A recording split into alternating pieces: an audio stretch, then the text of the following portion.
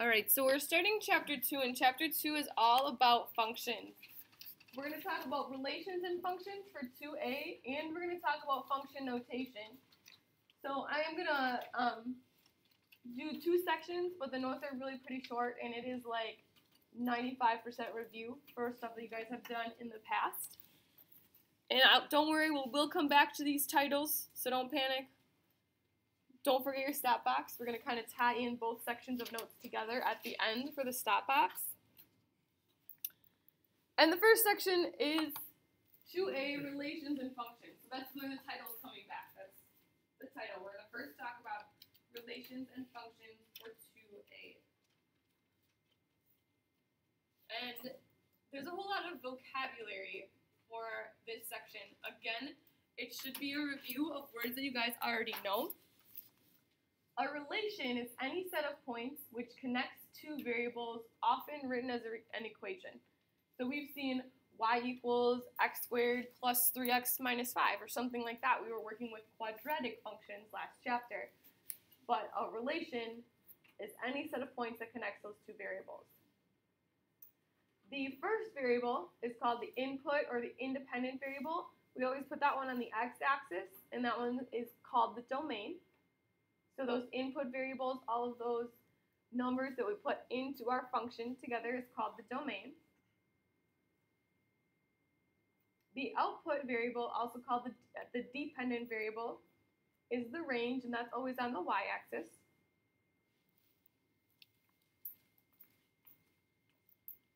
So again, I know you guys have been hearing those words for like the past 4 years, but we got to make sure that we know them, the difference between the domain and the range. The domain are those x's, the range are those y's.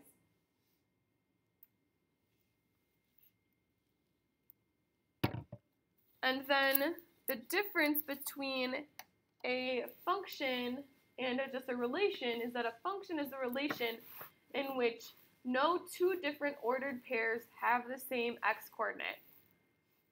Another way to think about it is that each input only has one output. There aren't two numbers that could come out for it.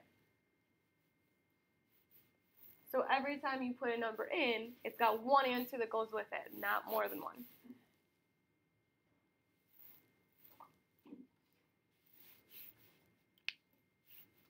This first section is really all about determining, is it a function or is it not a function? And so once you guys finish up with this vocabulary, we're going to talk about algebraically. How can we look at our numbers and decide if it's a function or not? And then we'll also talk about it geometrically. How can we look at a graph of that function and decide if it is a function or not, or a graph of that relation?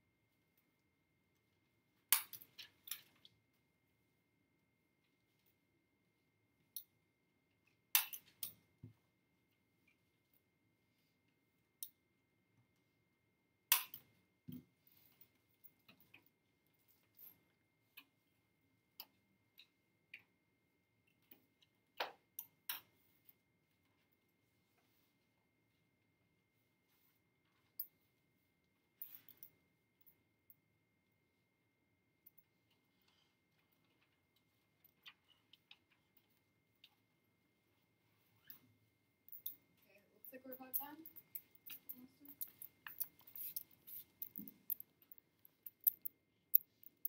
So algebraically, we know that every x value results in only one y value. So in the following sets of ordered pairs, decide if it is a function. So because we're just really focusing on those x values, we just have to make sure that those x values only happen one time. That an x only goes with one y. It doesn't have more than one y that it matches up with.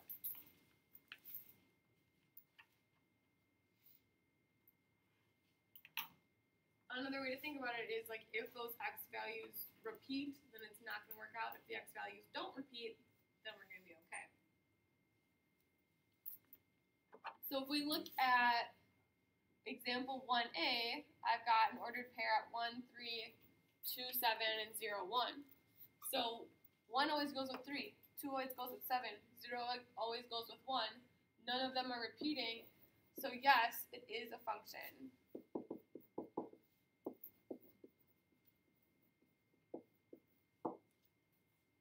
Both x's do not repeat.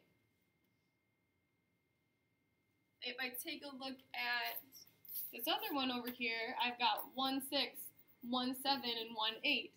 So when I plug in that input, I get all these different output answers. That is not a function because that repeats. Again, this should be review stuff you've done before, but it is a nice reminder. Another tip or just a reminder, it's okay if the y values repeat. That's fine. You can put in 2 different inputs and get the same output. That's okay. Just like when we graph parabolas and things like that, we know that there's a point on both sides that kind of matches up. So it's okay for the outputs or the y's to repeat, but not the x's.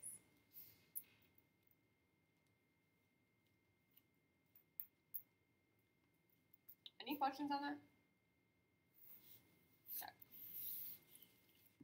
So then geometrically, when we've got these pictures, we can use the vertical line test.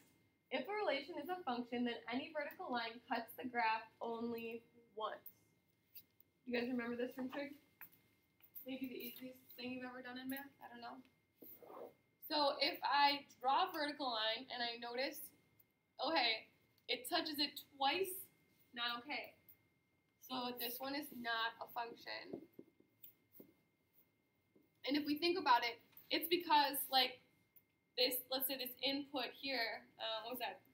Not at 3, that's like 3.5 almost where I'm at. This input has 2 different outputs. When I put in x for 3.5, I end up with 2 different answers, so that's why it's not going to where to go.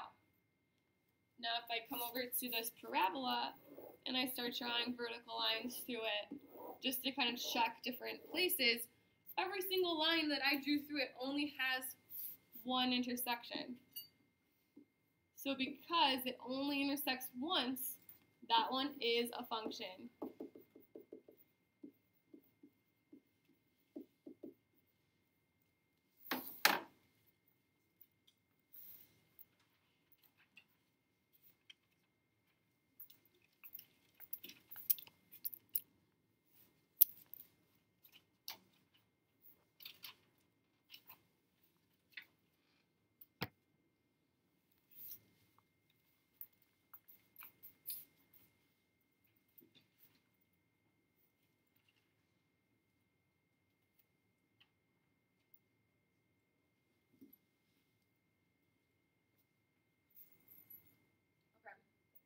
Next thing that we're going to look at, I'm going to wait for you guys to finish that up, is just a little note about when you're looking at the graphs, and you don't have to write all that down.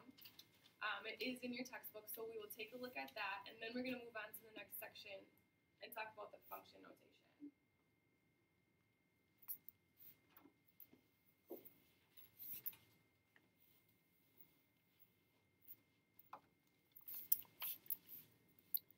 So again, don't have to write it down. It's on page 56.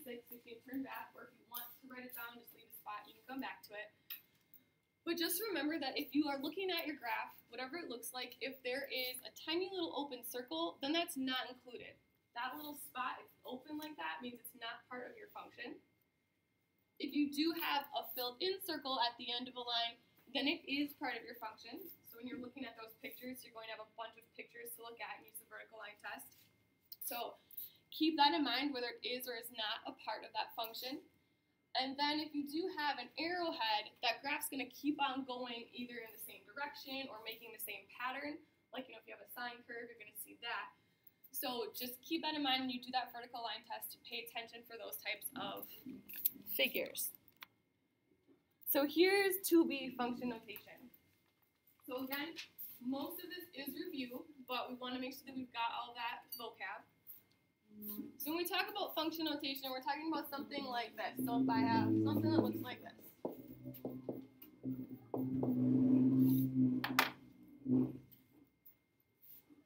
And I know you've seen that before.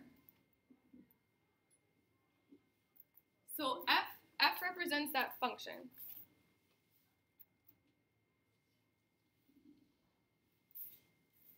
When we see this f with the parentheses, it sounds like f of x. So if I were to read this one, I would say f of x equals x squared plus 2x.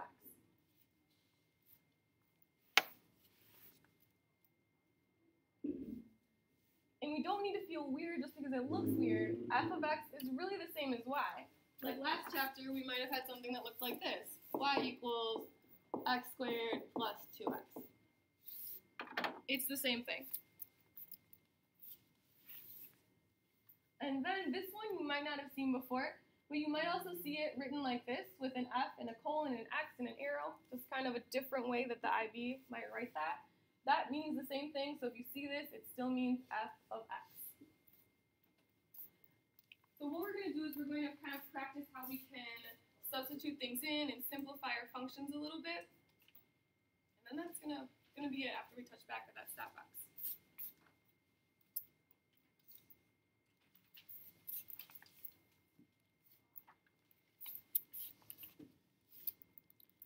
So here's our example. For example 3, here's our function. F of x equals 3x squared plus 5.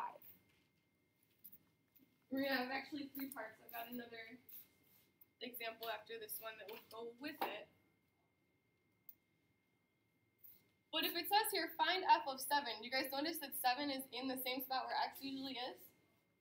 So we're just going to substitute 7 in those x spots. So then I'll have f of 7 equals 3 times 7 squared plus 5. And I know that you guys can simplify this, but just be careful. Sometimes people rush and they want to multiply 3 times 7 right away. And I know we know our order of operations, but just keep that in mind. Those are some of the mistakes that I see. So we want to make sure we square that first, and it's not 37 squared. So we end up with 3 times 49 plus 5.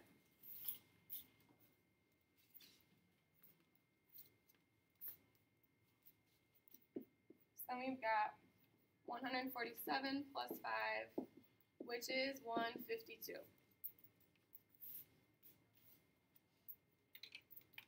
Are there any questions about that one?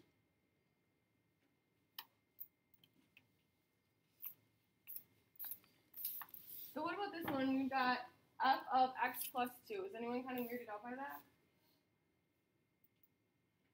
Same kind of thing. We're going to plug that in where the x is. So I've got x plus 2 squared plus 5. And I know that we've seen a lot of stuff like this where we want to simplify it, but again, we can't like jump ahead and start multiplying by that 3. Why don't you guys take a minute to FOIL that and then simplify it as much as you can. And then we'll see where we're at.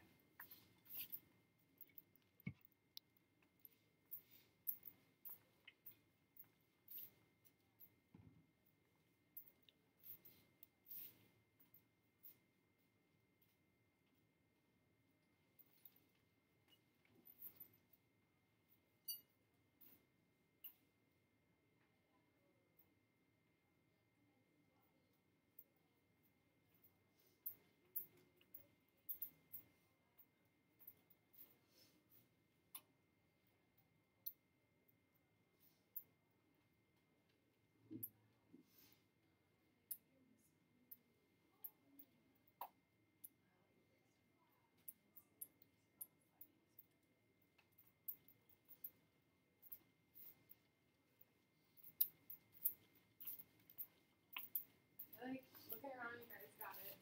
Some of those mistakes you were making are kind of gone up.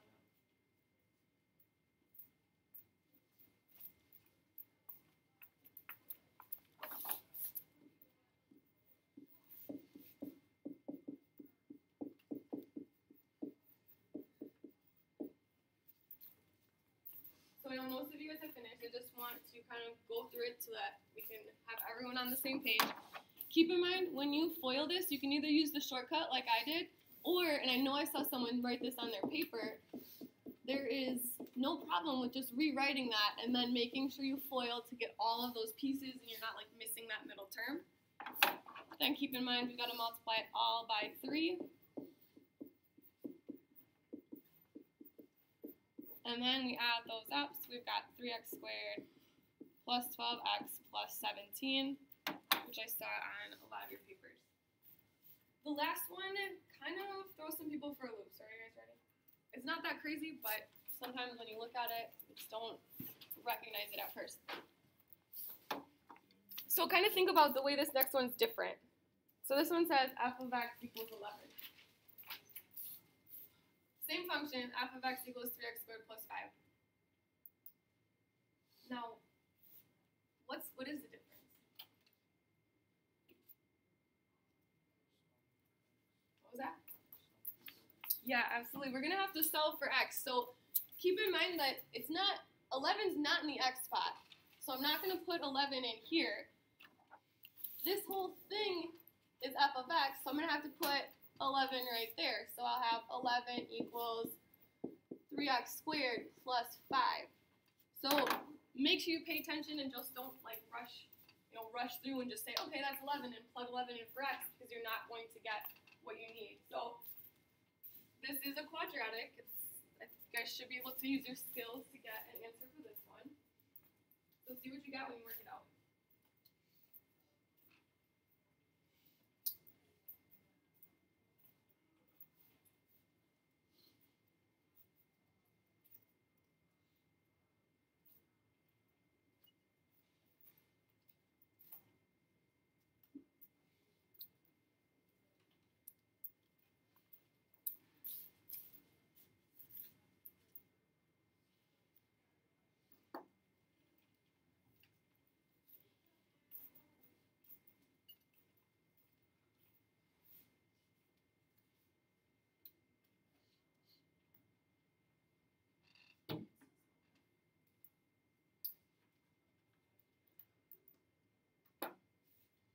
I'm seeing most of you guys have got it, but most of you guys forgot one little thing. So I subtract the 5, so I've got 6 equals 3x squared, divide by 3, so 2 equals x squared. So I end up with the square root of 2 equals x. But what did I forget? It's really small. When we square root, remember we can have a positive or negative answer, so just don't forget about that. I know we've had a lot of problems lately where we've had like real life problems where we're working with lengths and we can't use negative numbers there, but we can have a positive or a negative for that one. Any questions? Because we're just going to hit the stop box and then you guys are going to have some time.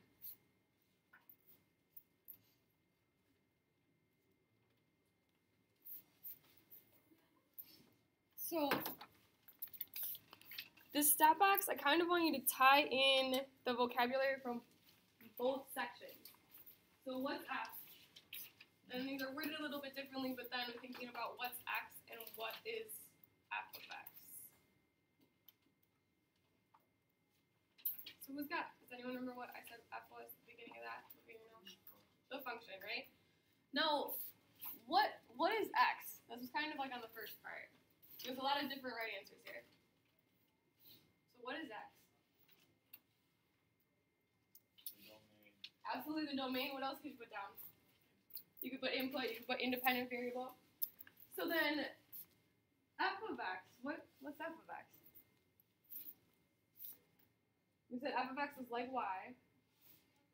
So if x is the domain and the input and the independent variable, what's f of x?